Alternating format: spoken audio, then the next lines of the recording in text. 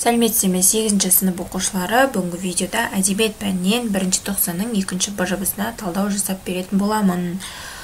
Бізге б-жобаға берілетін уақыт 15-20 минутты құрайды. Яғни ақтан берді сарылы күлдір кісін етіп, және балаларыма өсиет, және бейтемірге айтқан 1-ші толғауы, яғни шығармалары бойынша біз б-жоба тапсырмасын орындайтын боламыз. Оқушылар, осы кезде айта кетейін, осы видеоны көріп отқан болсаңдар, каналға тіркеліп кетулеріңді сұраймын, себебі мен көптеген уақытымды және энергиямды осы видеоларды шығаруға жұмсаймын. Сол себепті мені қолдап кетулеріңді сұраймын.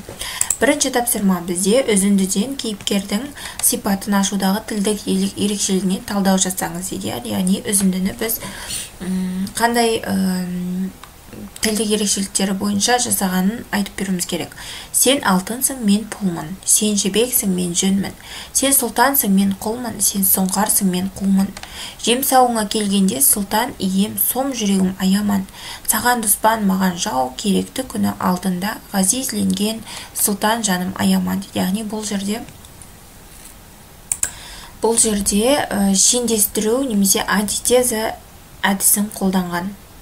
Бұл дегеніміз антоним сөздерді бір-біріне қарама-қарсы қою арқылы шығарманы көркем етіп тұр. Яғни бұл тармақтарда автор антитеза немесе шендестіру тәсілін қолданған. Шендестіру тәсілі антоним сөздерді бір-біріне қарама-қарсы қою арқылы жасалады. Үзіндіде ойды әсерлі жеткізу үшін қарама-қарсы алтын, пұл, сұлтан, құл, жібек, жөн деген секілді антоним сөздерді қолданған деп 1-ші тапсырманы осылай орындасақ болады. Енді келесі бізде 2-ші тапсырма. Екі шығарманың тақырыбы мен идеясын салыстырып, шығарманың құндылығына қатысты ойды қорытындылаңыз дейді. Яғни бізде 2 түрлі шығарма бар, күлдір кісін етіп және бейтемірге 1-ші толғауы деген 2 шығарманы тақырыбы мен идеясын және қорытынды ойды жазуымыз керек. Мен мына жерде тақырыбы дедім. Бұл 1-ші дегеніміз 1-ші тақырып, 1-ші шығарманың тақырыбы. Жыраудың еліне деген сүйіспеншілігі деп жазсақ болады мына жерге. Келесі 2-ші дегеніміз бұл бейтемірге 1-ші толғауы деген шығарма, 2-ші шығарманың тақырыбы. Шал киіз жыраудың өзін бейтемірмен салыстыруы.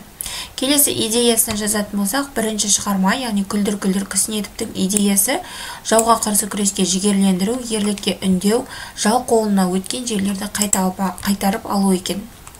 Ал 2-ші шығарманың идеясы отанға деген махаббат, өз еліне деген мақтаныш, ұлттық сана сезімді ояту болып табылады.